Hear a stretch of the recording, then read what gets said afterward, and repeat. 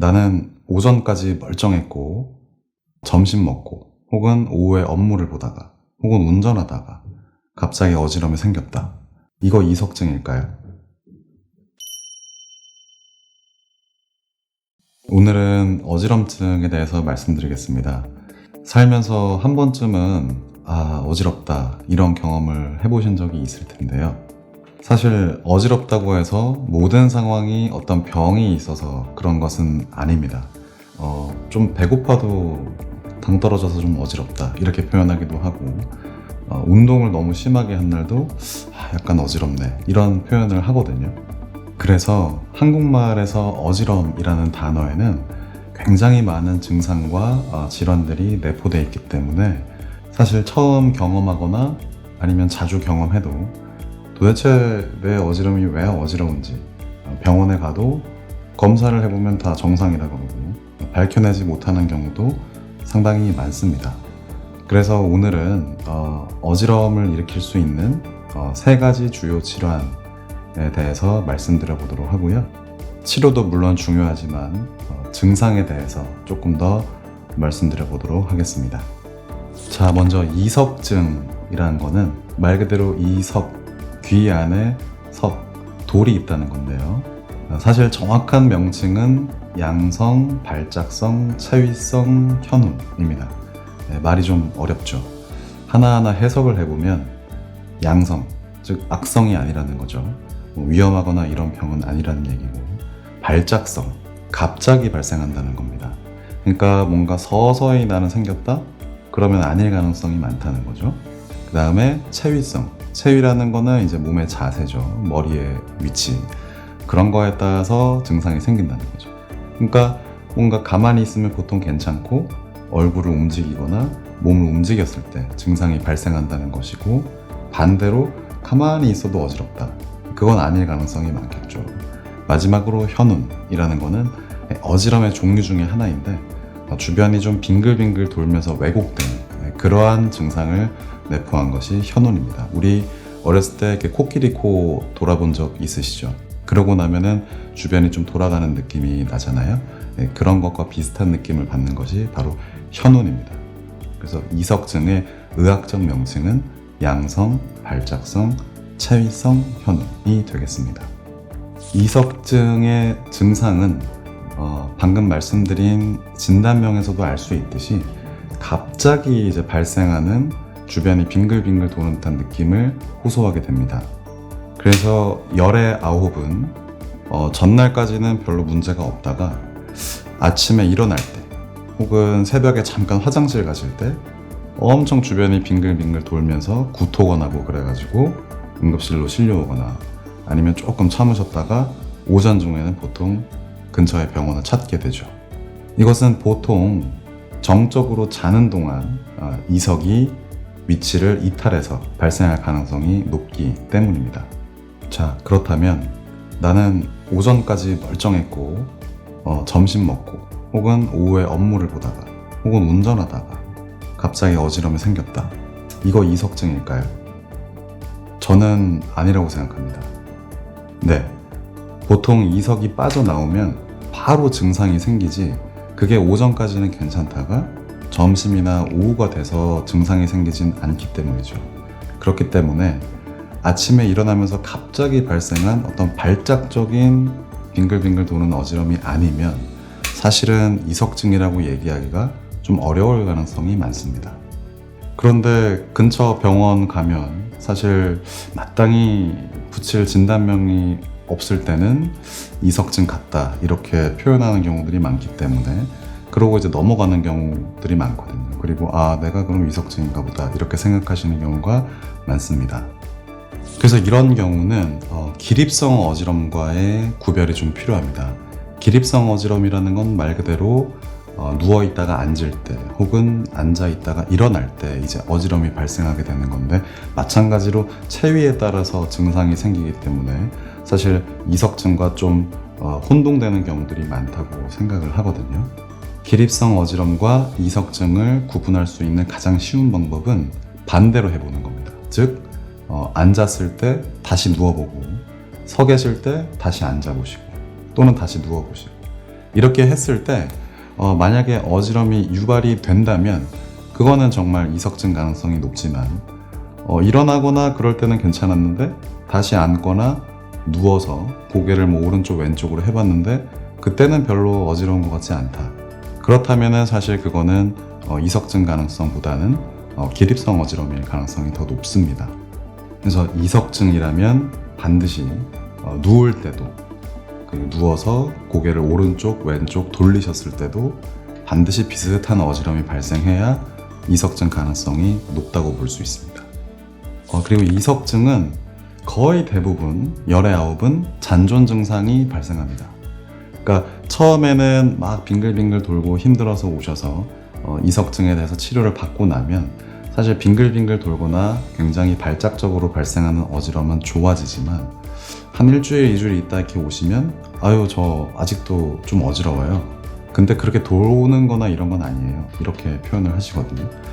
거의 대부분은 이석증 후에 빙글빙글 돌진 않지만 머리가 무겁다, 머리가 띵하다, 아무튼 표현하기 어렵지만 예전 같지 않다, 구름 위를 걷는 것 같다, 한쪽으로 쏠리는 것 같다, 여러 가지 표현들을 말씀을 하시거든요.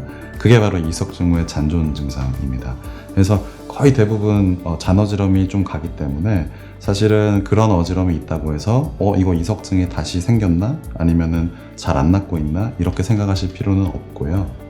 약을 드시면서 일상생활을 잘 하시면 반드시 잔존 증상은 좋아지게 되어 있습니다. 오히려 조금 중년 여성분들에서 이런 경우가 많은데 혹시나 괜히 나갔다가 아니면 일상적인 활동을 했다가 또 이석증이 재발하거나 증상이 생길까봐 좀 두려운 나머지 집에만 계신다던가 계속 누워만 계신다던가 잔다던가 이렇게 되면 오히려 아까 말씀드린 잔존 증상이 좀 오래가는 경우들이 있거든요. 그래서 이석증을 진단받고 체위 치료를 해서 좋아지셨다면은 조금 잔어지럼이 남아 있어도 일상활동을 더 열심히 평상시에 했던 뭐 회사 다니기, 사람들 만나기, 밥 먹기, 또 체조하기, 걷기 이런 것들을 평상시대로 그대로 유지를 해주시는 게 이 잔어지럼을 좀 최소화할 수 있는 가장 좋은 방법이 되겠습니다. 또 하나 말씀드리고 싶은 부분은 환자분들이 이런 경우가 있어요. 요새 좀 귀에서 귀지 같은 게 좀 덜그럭덜그럭거리면서 소리가 나더니 좀 어지러워진 것 같다. 이거 이석증 아니냐? 사실은 아니거든요. 그림을 한번 보시면 저희가 귀가 있고 귓구멍이 있으면 사실 이석이라고 하는 게 이 안쪽에 위치를 하게 되어 있습니다. 귀지라는 거는 고막 바깥쪽에 있는 거고요. 이석이라는 거는 달팽이관이라고 불리는 요 안쪽, 이석기관 안쪽에 있거든요. 거의 눈에 보이지도 않을 정도. 그렇기 때문에 이쪽에서 귀지가 막 있다고 해서 그 소리를 느낄 수는 있겠죠. 달그락달그락. 근데 그게 이제 영향을 미쳐서 이석증을 발생시킨다? 네, 그건 아닙니다. 그래서 밖에 있는 귀지와 이석은 상관이 있다 없다? 네, 없다는 겁니다. 다음은 메니에르병인데요. 메니에르는 일단 사람 이름입니다. 1861년에 회전성 어지럼과 한쪽 귀의 먹먹함 이런 것들이 우리 귀 안쪽의 내이 문제라고 밝혀낸 프로스퍼 메니에르라는 분의 이름을 따서 이제 만든 병 이름이거든요. 자, 메니에르가 생기는 원인은 내림프 수종인데요. 말 자체가 좀 어렵긴 한데 우리 귀 안쪽 달팽이관 있는 쪽에서 내림프액이라는 액체가 모든 사람이 차 있습니다. 이 달팽이관이나 방골이관 이런 균형기관들은 다 뼈로 되어 있거든요. 딱딱한 뼈 안에 내림프액이라고 하는 찐득한 액체가 차 있는 걸 이제 예상해 보시면 되는데 그 액체 수종, 즉 압력이 증가한다는 거죠. 그래서 정해져 있는 딱딱한 공간 안에서 그 림프액의 압력이 증가하는 수종이 생기다 보니까 한쪽 귀가 좀 먹먹해지고 어지러워지는 그런 증상이 발생하는 게 바로 메니에르병이 되겠습니다. 그래서 내림프액이라는 거는 우리 모두, 저도 있고 모든 사람들이 다 있는 건데요. 정해져 있는 공간에서 내림프액의 압력이 증가하다 보니까 귀가 먹먹해지고 어지럼을 느끼게 되는데 사실은 귀 먹먹하고 어지럽다고 해서 다 메니에르병이라고 할 수 있는 것은 아닙니다. 이 메니에르병의 진단 역시도 굉장히 남용되는 경우가 있습니다. 사실 조금 먹먹하고 좀 어지러워요. 그래서 이제 병원을 찾으면 그냥 먹먹하고 어지러우니까 메니에르병인 것 같아요. 이렇게 얘기 듣는 경우들이 많거든요. 저는 그건 아니라고 생각합니다. 왜냐하면 이 메니에르병의 진단 기준, 2015년에 세계에서 그 어지럼을 연구하는 의사들이 만나서 합의를 보고 이런 경우에 메니에르를 진단할 수 있겠다, 이러한 것을 제시한 진단 기준이 있거든요. 상당히 진단 기준을 좁게 가져가기 때문에 한번 들어보시면 단순히 먹먹하고 어지럽다고 해서 메니에르병이 아니란 걸 알 수 있으실 겁니다. 자, 그러면 그 메니에르병의 진단 기준을 말씀드리겠습니다. 첫 번째는 20분 이상 12시간 미만으로 지속되는 회전성 어지럼증, 현운이라고 하죠. 그것이 최소 2번 이상의 이런 어택이 있어야 되고, 플러스 두 번째는 어지럼이 생기기 전이라던가 중간 혹은 어지럼이 생기고 나서 한쪽 귀 혹은 양쪽 귀에 먹먹하거나 이명이 있거나 잘 안 들리는 난청 증상이 있어야 하고, 거기에 또다시 플러스 세 번째는 청력 검사를 해서 2000Hz라고 하는 주파수 아래쪽에서 최소 2개 연속된 주파수에서 30dB 이상의 청력 감소가 있을 때 우리가 메니에르병이라고 하자, 이렇게 합의가 된 겁니다. 굉장히 좀 길죠. 그리고 상당히 진단 기준이 까다롭습니다. 그러니까 단순히 먹먹하다고 어지럽다고 해서 메니에르병이 아니란 걸 말씀드리고 싶은 거고요.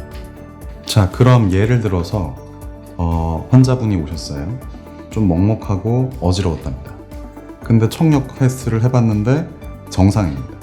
그리고 어지럼증도 막 빙글빙글 도는 건 아니고 잠깐 한 10초, 20초 조금 어지럽다 마르셨대요. 이거 메니에르라고 할 수 있을까요? 제 생각에는 아니라고 생각합니다. 그 환자분이 나중에 시간이 흘러서 그런 일이 자꾸 반복돼서 메니에르병 진단 기준에 들어갈 수는 있겠지만, 그 당시 처음에 생겼을 때는 사실 메니에르병이라고 하기는 어려울 것 같습니다.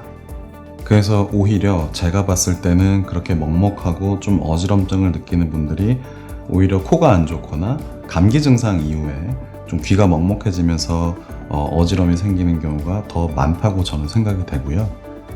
그래서 먹먹하고 어지럽다고 해서 다 메니에르병은 아니라는 걸 제가 꼭 말씀드리고 싶습니다. 왜냐하면 병원 가서 이렇게 메니에르병입니다 이렇게 얘기를 들으면 사람이 좀 걱정을 하게 되거든요. 왜냐하면 또 찾아보시면 이게 뭐 잘 낫지도 않고 오래가고 좀 만성질환이고 관리해줘야 되고 뭐 이렇게 되기 때문에 불필요하게 좀 이제 걱정을 하게 되는 거죠. 신경을 쓰게 되고. 그래서 단순히 먹먹하다고 또 어지러웠다고 메니에르병이라고 생각하지 마시고, 일단은 제일 중요한 거는 증상의 양상, 그 다음에 청력 검사에서 반드시 저주파 청력이 떨어진 거, 그것이 확인됐을 때 우리가 메니에르병이라고 할 수 있기 때문에 너무 우리가 과잉 진단을 하는 건 좋지 않다, 이렇게 생각이 됩니다. 다음으로 전정신경염에 대해서 말씀드리겠습니다. 말 그대로 전정신경에 염증이 생겼다는 건데, 귀는 그림을 보시면 이 귀 안에 달팽이관은 듣는 것을 담당하고요. 이 반고리관이라고 하는 또는 이제 전정기관이라고 얘기를 하는데 균형을 담당하게 됩니다. 그렇다면 이 기관에 연결된 신경이 있어야겠죠. 그래서 뭐 여기 이제 뇌까지 묘사는 안 되어 있지만 달팽이관에 연결되어 있는 것이 청신경이 되겠고요. 전정기관에 연결되어 있는 것이 전정신경이 되겠습니다. 그래서 이 전정신경에 염증이 생기면 그걸 우리가 전정신경염이라고 얘기를 하는 거죠. 그래서 전정신경염이 발생하면 굉장히 극심한 빙글빙글 도는 느낌을 받게 됩니다. 거의 제가 봤을 때 열에 10명, 뭐 대부분이 응급실로 실려가신다고 보시면 됩니다. 왜냐하면 너무 어지럼이 심하기 때문에 옴짝달싹 할 수가 없거든요. 그래서 하루 이틀 정도는 병원에 입원하시면 거의 움직이질 못하시고 계속 구토가 나고 심한 어지럼증에 시달리게 됩니다. 그래서 전정신경염은 아까 말씀드린 이석증과는 좀 다른데, 이석증은 말씀드렸지만 체위에 따라서, 그러니까 가만히 있거나 이러면 괜찮고 뭔가 움직일 때 이제 증상이 발현된다면, 전정신경염은 그런 것이 아닙니다. 그냥 어떤 자세를 취해도 계속 주구장창 그냥 세상이 빙글빙글 돌아가는 심한 어지럼증을 호소하게 됩니다. 그래서 하루 이틀 정도는 그렇게 지내시다가 한 2, 3일째 되면은 조금씩 붙잡고 보행이 가능하고 어느 정도 이제 정신을 차리시게 됩니다. 그래서 전정신경염의 증상의 두 가지 포인트는, 첫 번째 체위와 상관이 없는 점. 두 번째는 한 번 심하게 증상이 온 후에 점진적으로 좋아지지 뭔가 반복되거나 이런 게 아니라는 점. 그 두 가지가 되겠습니다. 그래서 이런 분들이 계세요. 뭔가 지난번에 이제 살짝 어지러워서 근처 병원 갔더니 전정신경염이라더라. 그때 그리고 좀 좋아지고 나섰는데 최근에 또 심해져가지고 이거 전정신경염 또 생긴 것 같다. 뭐 이렇게 오시는 분들이 계시거든요. 아까 말씀드렸죠. 전정신경염은 그렇게 반복해서 생길 수가 있는 질환이 아닙니다. 그래서 이런 분들 검사해보면 전정신경염 근처에도 안 간 경우가 많습니다. 메니에르처럼 이렇게 반복성이 없기 때문에 사실은 전정신경염이 아닐 가능성이 많습니다.